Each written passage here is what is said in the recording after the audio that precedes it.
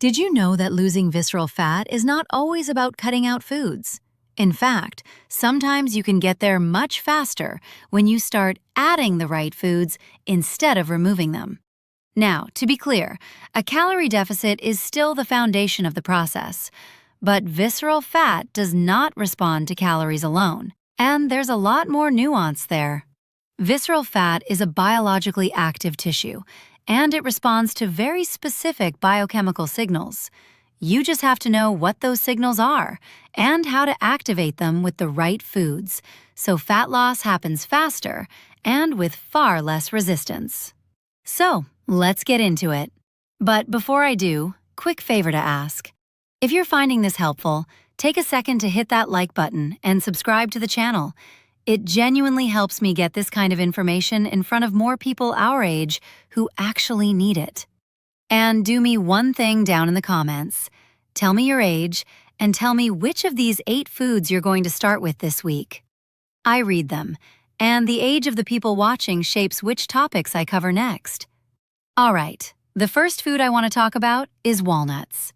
And walnuts are actually one of my favorite foods out there.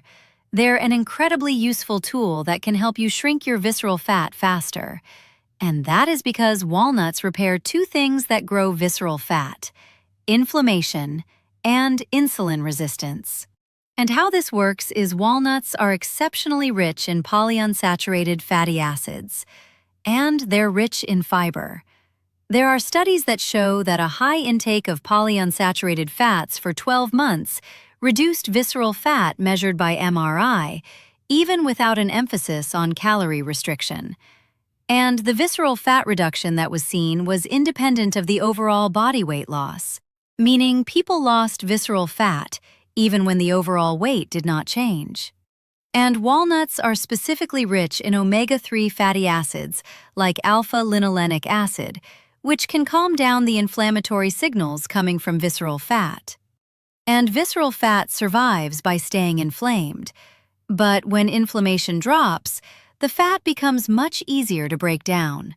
And there are studies that show that alpha-linolenic acid improves insulin sensitivity, which then further helps shrink that belly fat. And on top of all that, walnuts also increase your satiety hormones, like leptin and adiponectin, so you naturally eat less without feeling restricted. And the easiest way to incorporate walnuts into your routine is to just add a small handful to your meals, or add them to your salads, your oatmeal, or your yogurt. Now, the next food surprises a lot of people, and it's dark chocolate. And dark chocolate has been scientifically shown to reduce visceral fat. Now, this has to be dark chocolate at 85% or higher with a high cacao content. And at that percentage, dark chocolate has lots of amazing nutrients: fiber, iron, magnesium, and, most importantly, antioxidants like flavonols. These compounds help improve insulin sensitivity and reduce oxidative stress. There was a placebo-controlled trial that enrolled endurance athletes, and that trial showed that the group that received 5 grams of cocoa daily, which translated to 425 milligrams of flavonols for 10 weeks, significantly reduced visceral fat. The group also reduced their overall body fat percentage. Then there was a 6-month trial published in the British Journal of Nutrition that enrolled postmenopausal women. What they found was that the daily consumption of 10 grams of 99% cacao chocolate reduced body fat mass by 0.6 kilograms, or 1.3 pounds, and they reduced body fat percentage by 8%. So, nothing earth-shattering, but pretty interesting results when the only intervention was eating more chocolate.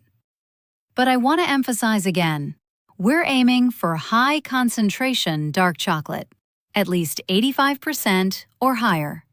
One thing to watch out for is the heavy metals that are often found in dark chocolate, especially with the higher cacao content. But it's still a great food in moderation that can help reduce visceral fat. Now, food number 3 is fatty fish.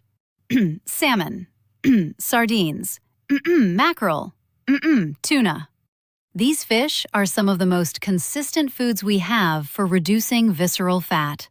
Fatty fish is rich in omega-3 fatty acids like EPA and DHA, which directly reduce inflammation inside fat tissue. These fats also improve insulin sensitivity and reduce fat accumulation in the liver. And that's important because your liver acts as a metabolic gatekeeper for visceral fat.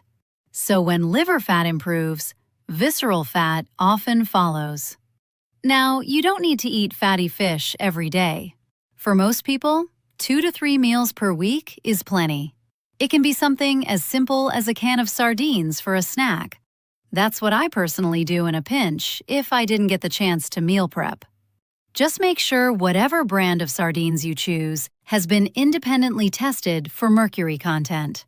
Fortunately, sardines are small fish low on the food chain, so they're usually low in mercury. Now, before I get to the next food, I want to say something directly to those of you over 60, because this matters more for you than it did at 40. As we age, visceral fat becomes harder to keep off and far more dangerous when it stays. 2 things drive that. Your hormones shift. For women after menopause, and for men as testosterone slowly declines, fat starts migrating out of the hips and limbs and into the abdomen, right around the organs. And at the same time, you slowly lose muscle. Muscle is the very tissue that burns glucose and keeps your metabolism running. Less muscle and more belly fat feed each other in a loop. And that visceral fat is not just sitting there. It wraps around your liver, your pancreas, and your intestines. And it behaves like an organ, pumping out inflammation all day long. That inflammation pushes up your blood sugar, stiffens your arteries, and quietly raises your blood pressure. So every single food on this list is doing double duty for you. Time equals, quote, 0.5 seconds, quote, / greater than. It's shrinking the fat and calming the signals that affect your heart and your metabolism.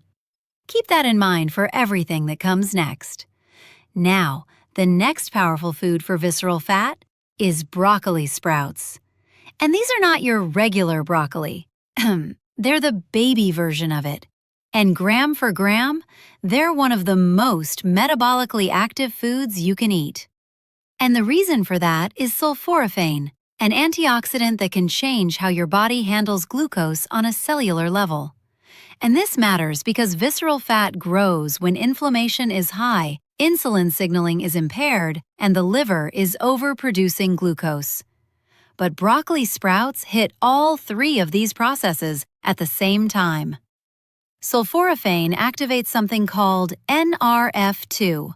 Think of NRF2 as your internal control center for inflammation and oxidative stress. When NRF2 switches on, it activates an entire network of protective genes. Genes that protect your mitochondria. Genes that calm inflammation.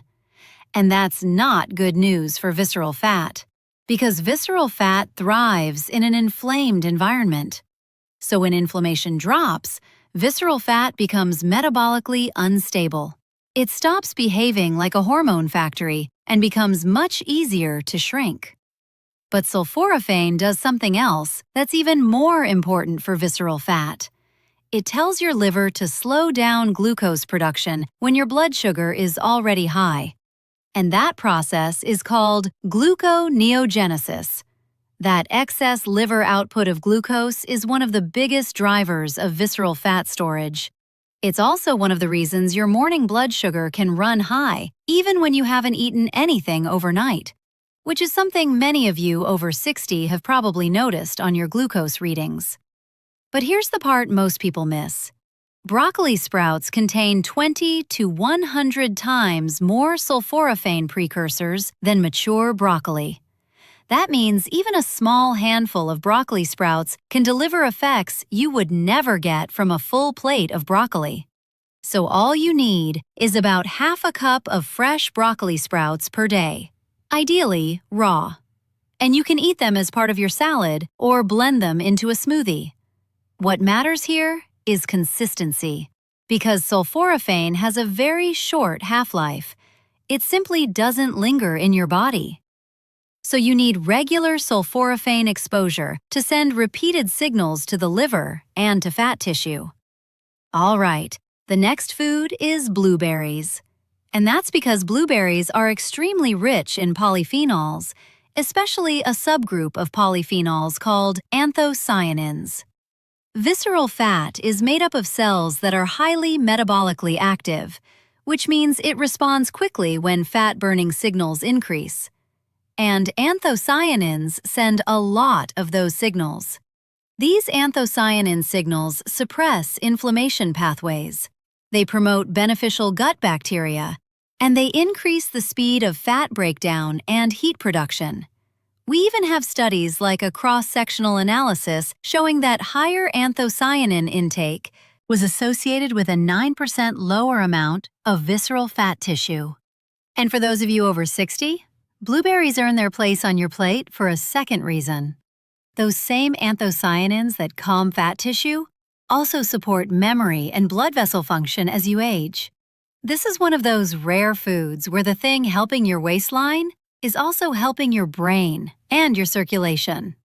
A handful of fresh or frozen blueberries a day is all we're talking about. Now, another food that can help reduce visceral fat is chia seeds.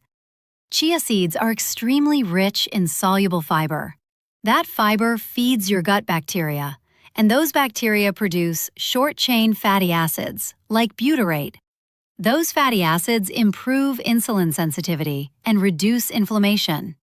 And as I mentioned before, visceral fat is highly sensitive to gut-driven inflammation. So if you improve your gut health, visceral fat often starts to disappear. And there's another benefit. Chia seeds slow down digestion and stabilize blood sugar levels, which helps reduce cravings and control hunger. A recent meta-analysis of 8 randomized controlled trials found that chia seed consumption significantly reduced waist circumference by anywhere from 1.5 to 2.8 centimeters. And as an added bonus, it also helped reduce blood pressure. Now, with chia seeds, the easiest way to get them in is by adding them to overnight oats, smoothies, or yogurt. Just go slow at first to avoid bloating. And make sure you stay hydrated because soluble fiber needs water. And this part matters even more after 60, so listen closely. As you get older, your sense of thirst fades, which means you can fall behind on fluids without ever feeling it. And a big spoonful of dry chia with too little water can leave you bloated or constipated. So start with just 1 teaspoon. Build up slowly over a couple of weeks, and always take it with a full glass of water. One more thing. If you're on blood pressure medication, remember that chia seeds can gently lower blood pressure on their own. So keep an eye on your numbers and let your doctor know you've added them, because the two together can sometimes bring you lower than expected. Okay, next up is extra virgin olive oil. And there was a study published in the European Journal of Nutrition. It was a relatively small study with only 41 participants, but it was a double-blind, placebo-controlled clinical trial. And it showed that the group consuming 25 milliliters of olive oil for breakfast, about a tablespoon and a half, as part of an energy-restricted diet for 9 weeks, experienced about 80% greater fat loss compared to the group consuming soybean oil. Now, most of the benefit from olive oil likely comes from its high polyphenol content, and those polyphenols have amazing metabolic benefits. Polyphenols activate 2 very important pathways, the AMPK pathway and the SIRT1 pathway. The AMPK pathway is your body's energy sensor. When it's activated, it tells your body to burn fat instead of storing it. And this works in coordination with the SIRT1 pathway, which improves mitochondrial efficiency. In other words, your cells become better at producing energy.